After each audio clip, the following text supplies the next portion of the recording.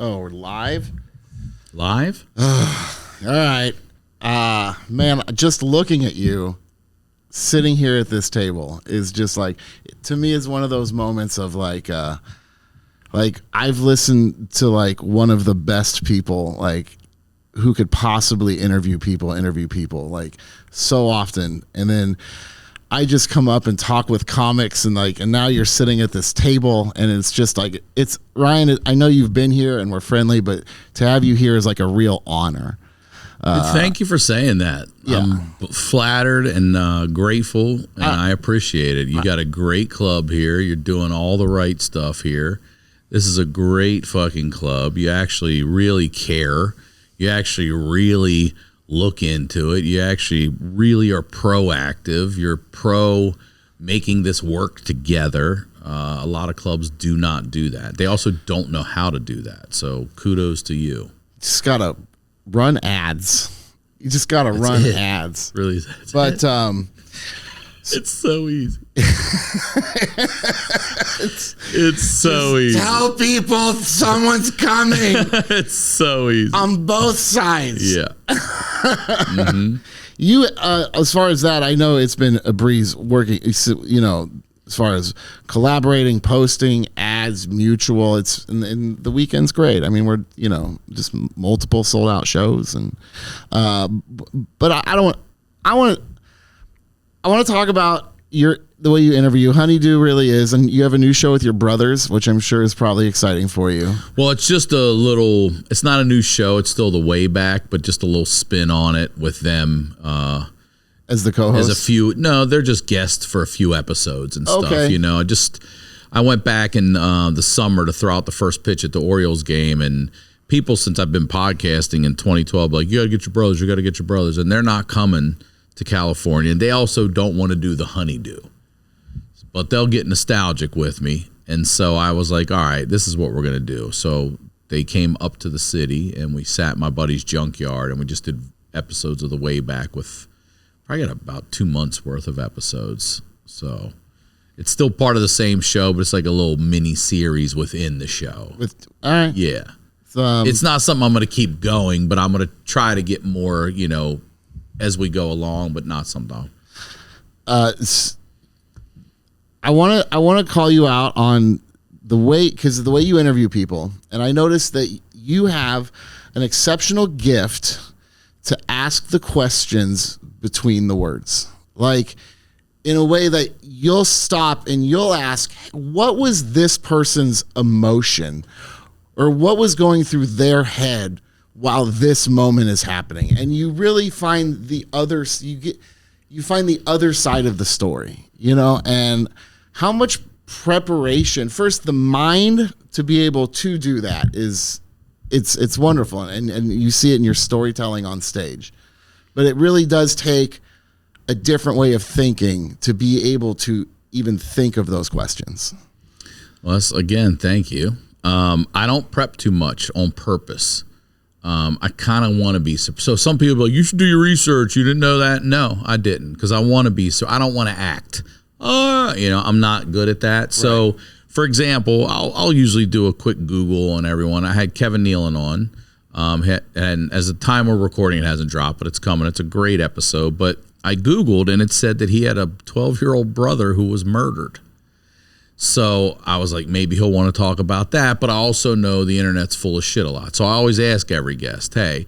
And he said, no, that's not true at all. And I was like, yeah, but are you fucking with me right now? And he's like, it's not. I go, come on, are you going to hit me at the end of the episode with like, he's like, it's not true at all. I said, I'm going to show you. It's on there. He goes, that's wild. So that's the other reason I try not to do too much too, because I'm like, I just have 20 questions about your murdered brother, right, and that doesn't even exist. So the big thing for me, honestly, the truth, Dustin, is listening. You listen.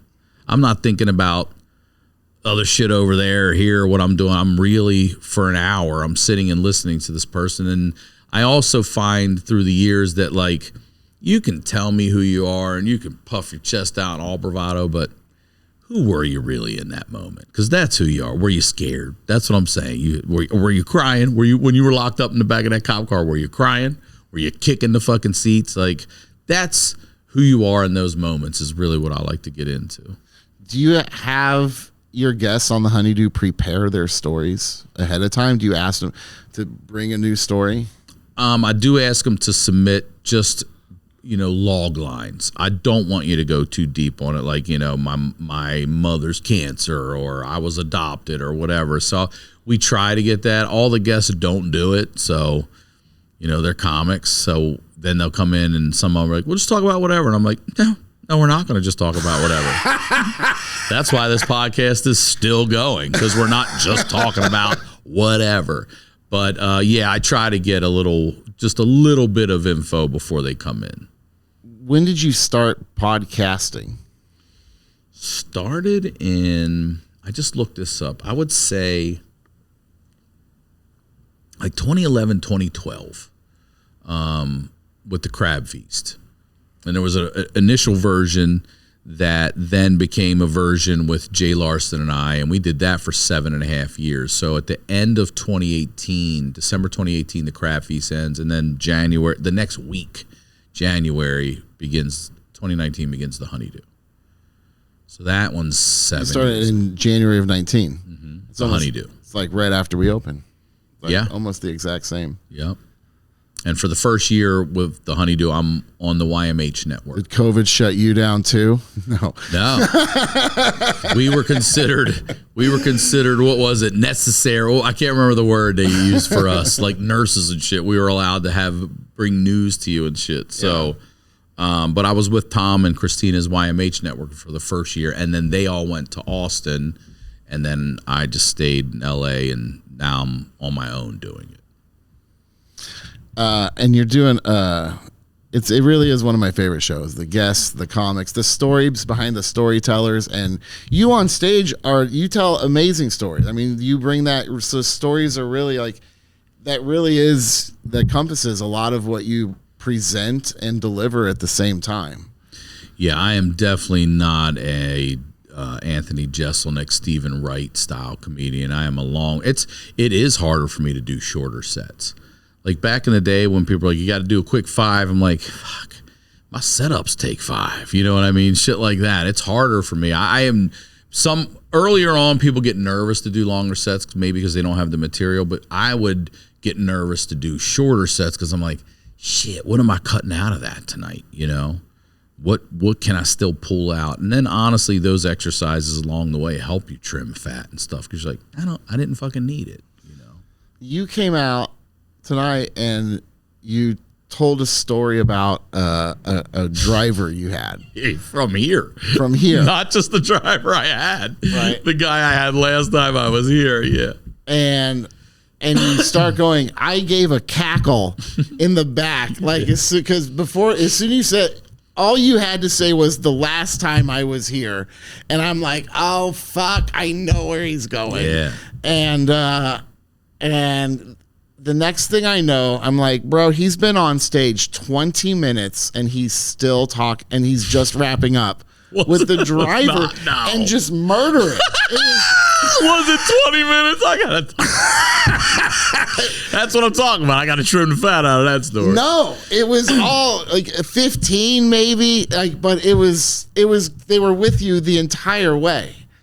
And it's just such a journey to be able to do that. It really is. It's also it's nerve-wracking as well when you're a storyteller because you want to try to find some beats and check in every let's let them make sure there's humor coming in. You see people crumble without laughter. Like, well, that's what I'm saying. Quickly. I started doing it. Well, I didn't do it intentionally. I started telling a long story. I'm like, oh, fuck. Like, it makes me think of the faith because I see, we have 30, 40 comics a week at our open mic plus so I see like the best in the beginning all the time. And like, I hear you talking about going 8 minutes without laughs. And I think about the face of an open micer who like crumbles after not getting 1 or then 2 and then 3. And they're like, well, I guess I'm going to get out of here, guys. Like it's terrifying because you don't know. You have no idea if you're going to fucking hit. And if you don't hit, guess what? You're fucked. And I have definitely not hit before. Plenty of time. No, guys, I know where I'm going. Trust me, just hang in, guys. Yeah, but if you can keep it interesting, if you can get them riveted, there's other ways to tell stories that aren't just humorous to bang, bang, bang, bang, bang. I do those versions as well. Try to hit quick hitters in there and use my metaphors and similes and hyperbole. Yeah. And are you a writer? Do you write? You write on stage? I do both. I will think of an idea. I'll sort of put it down. I mentioned it tonight on stage. I find myself my most creative just as I'm slipping into sleep. And I'll start thinking of things and bang, bang, bang. So I grab my phone. I used to have an old recorder, the micro cassette. I used to put that in there. I used to call my answering machine before that. Oh, my God. And leave it on there so I wouldn't forget, because you think you're going to remember tomorrow. You ain't fucking remembering tomorrow. You remember you had something to remember, and you can't fucking remember. And I once heard Chris your Rock. Answering machine. That's so funny.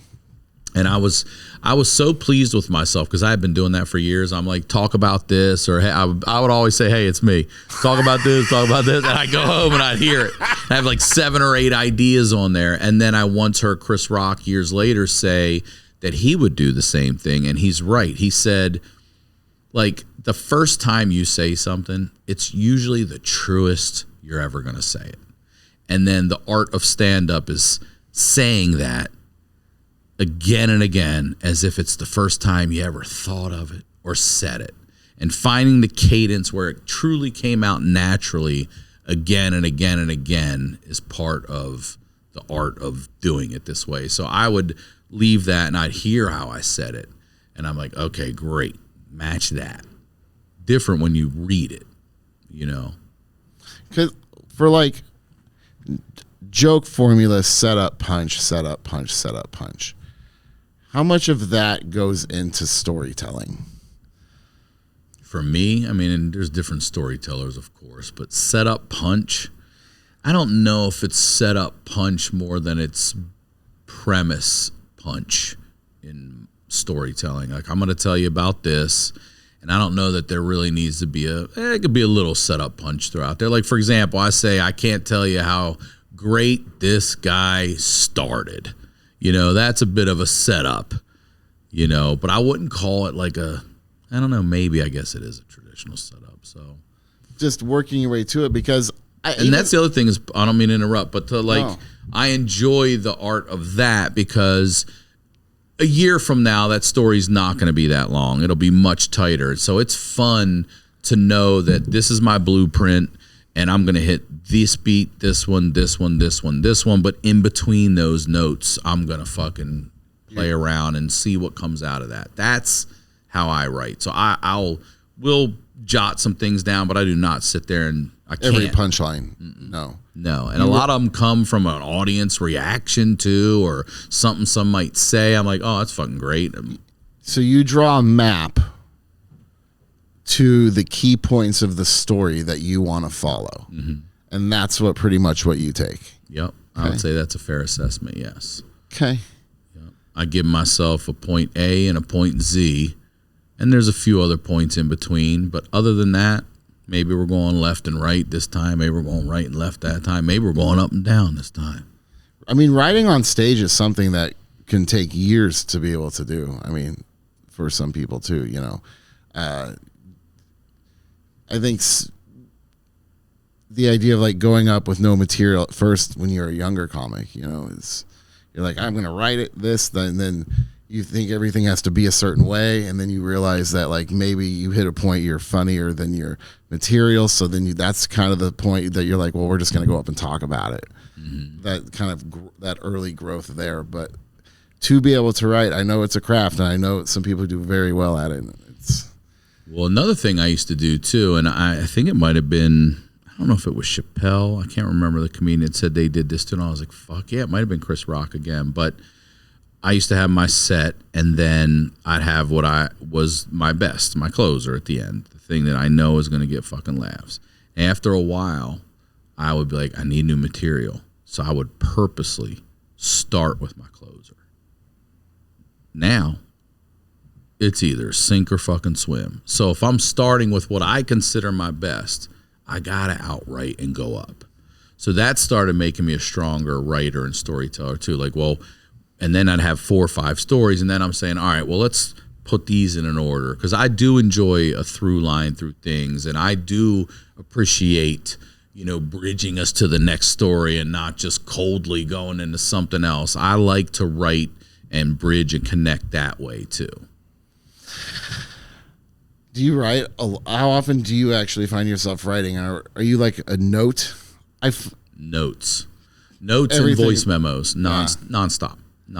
And then after a while, I'll sit down and I'll start listening to those, and I'll start writing some things in my notepad, and I'll say, okay, I like that. That could go here with this. This could be this. This could be this. Start putting some existing pieces together with new ones, and I'm like, okay, this is a good outline. Let's try that. Oh, this could tie into, like I have a note in my phone that when I tell the UPS gun story that Ace had his gun last time and things like that. So I make notes of that in my thing. I'm like, oh, you can put the Ace gun story right here. Are you talking about the driver all over the country? Yeah. Are you? Yeah, dude. I don't name your club as the club that did it, but it's all right. It's definitely talking about that guy was insane. That was insane to be like, what the fuck's going on? Is that is that story compiled of different driving experience? No, ask Hannah. That was the one ride we had coming here. So amazing. That was the one ride we had coming here. I looked over. She's not there. I look this way. She's getting in the car. I'm like, bro, this is. You could ask her, and then boom, it gets into the conversation. I'm like, you're a bank robber? Like, what the fuck are you talking about? Yeah. That's so funny. That's so funny. My ride to work, dude. Like when But those are parts that I come up with. There's a great line, for example.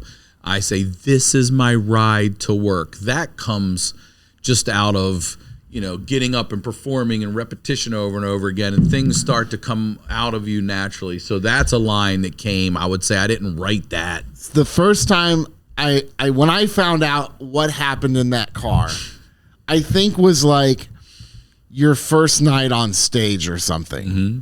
Because you just go up and you start talking about it. And like, as funny as it is, I'm in the back of the room going, please tell me this is not my driver.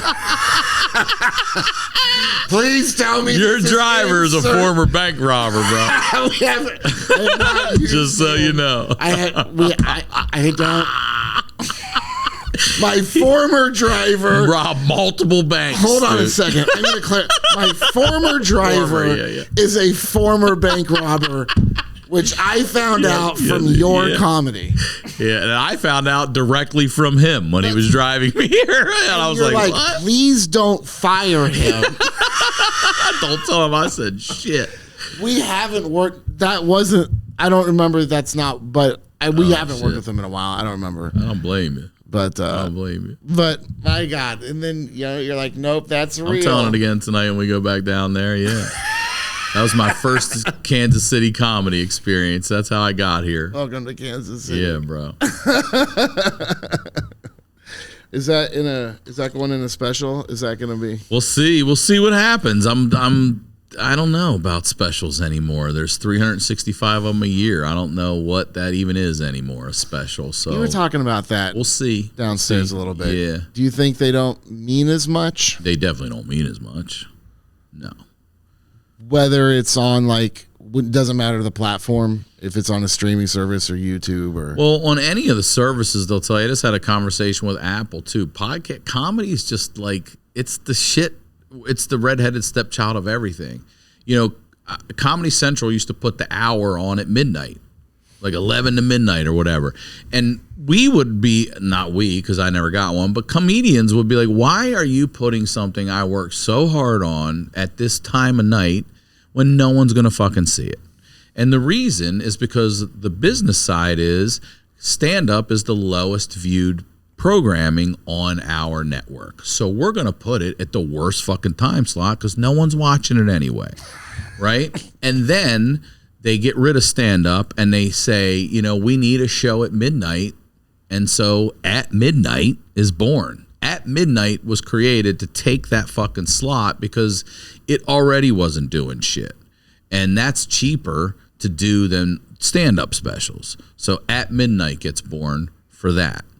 When you look at Netflix, comedy's the bottom rung for them too. You know, everything is, you know, murder, mystery, drama, crime, thriller, you know, that sort of shit. That's what the number one thing is.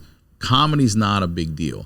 YouTube, when you throw it up on YouTube, across Netflix, Hulu, Amazon, YouTube, there's 365 specials a year. Do you think podcasts are special anymore? No, everybody's got one. They're not special. Same thing with what we're calling specials. So not that I'm shitting on the idea of it, but what I'm saying is, as a comedian, what's next? We can't all just keep rinsing and repeating. We can't. What's next? I don't know what that is for me, but shooting in a junkyard and doing something different with my content that I have to say, I don't know if there's another comedian on planet Earth right now doing content in a junkyard. Okay. I don't know. I doubt it. I highly fucking doubt. Comedian, I highly doubt it. But trying something different than just going out on the road for whatever, a couple of years, shooting a special, throwing it up there to be demonetized, or just another one that's out there and people can't get to it because there's so much fucking shit out there. You know, so I don't know if that model is something that's beneficial moving forward.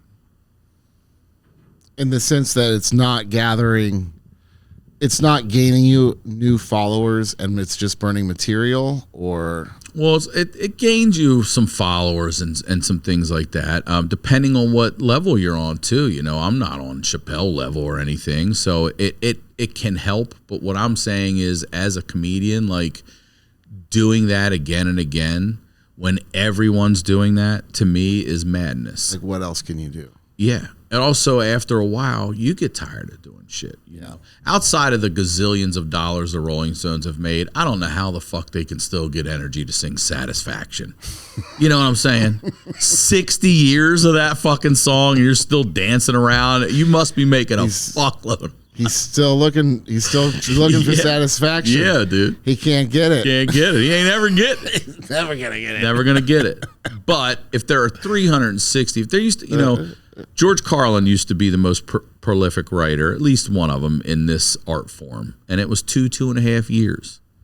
Now they're fucking every 6 months, a comedian's got a new one.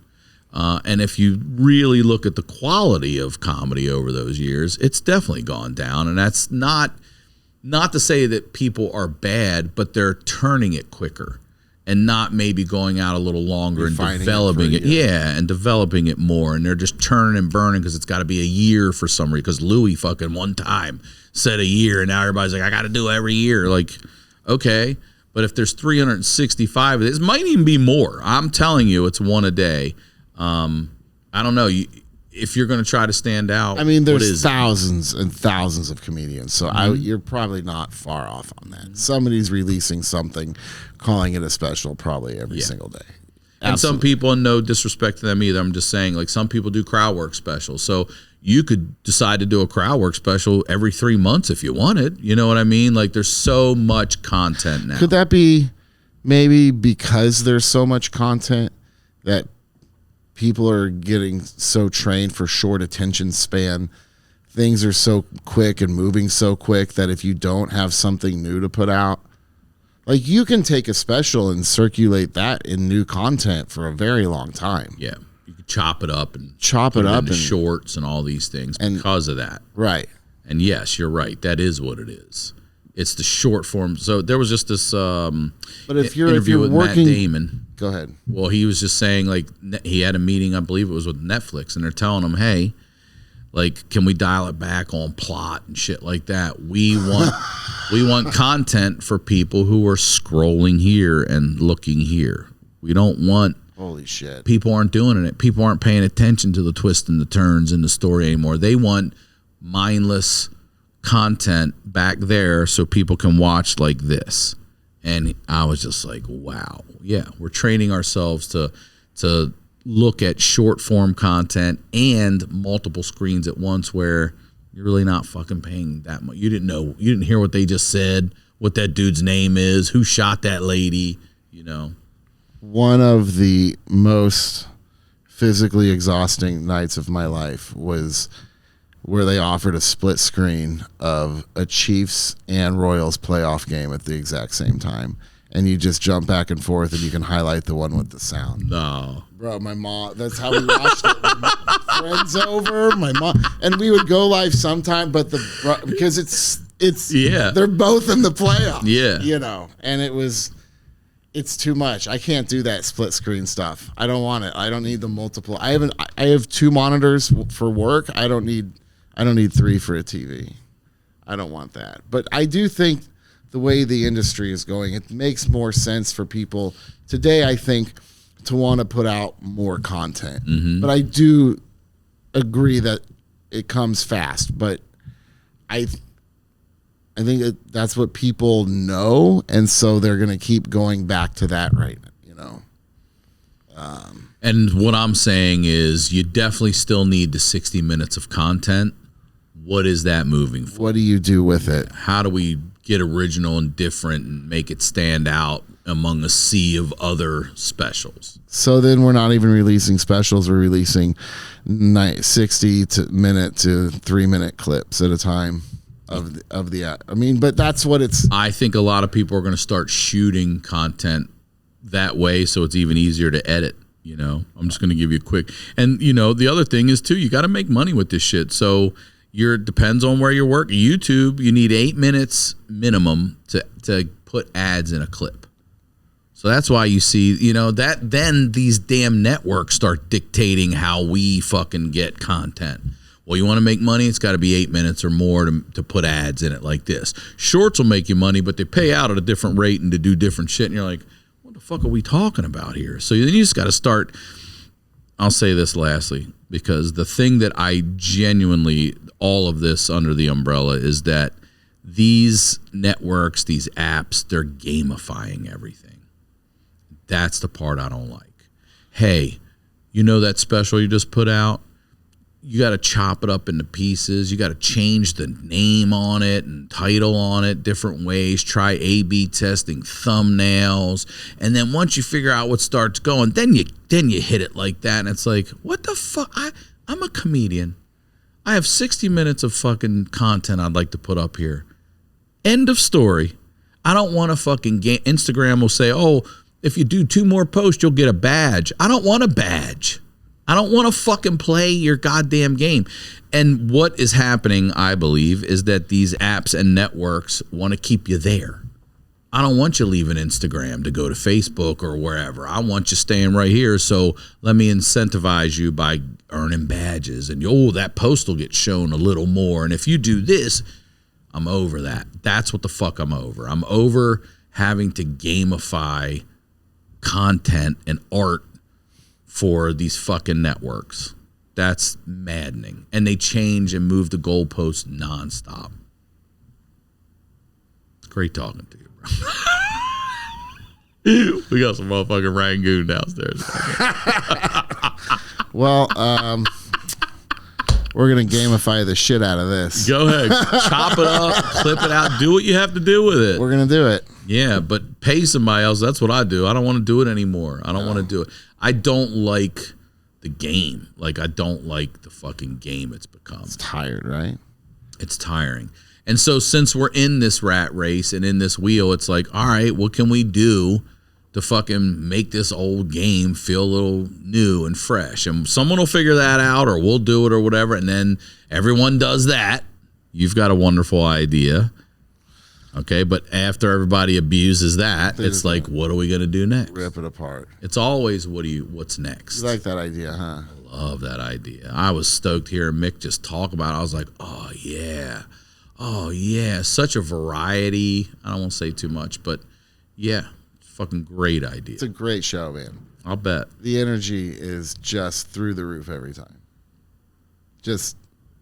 I'm telling you, 25 years in the industry, the constant chanting, the fun, it can get raunchy, it can be clean, it can smart, stupid, and it just celebrates every aspect of comedy. Yeah, I think it's absolutely great. You're great. All right. Well, thank you. Where can they find you? Ryan Sickler on all social media, ryansickler.com, the Honeydew Podcast, the Way Back, the Honeydew with Y'all, the Crab Feast, Live and Alive, Lefty Son, all that. And in a town near you. Thanks for listening. Subscribe. See you next week. Bye.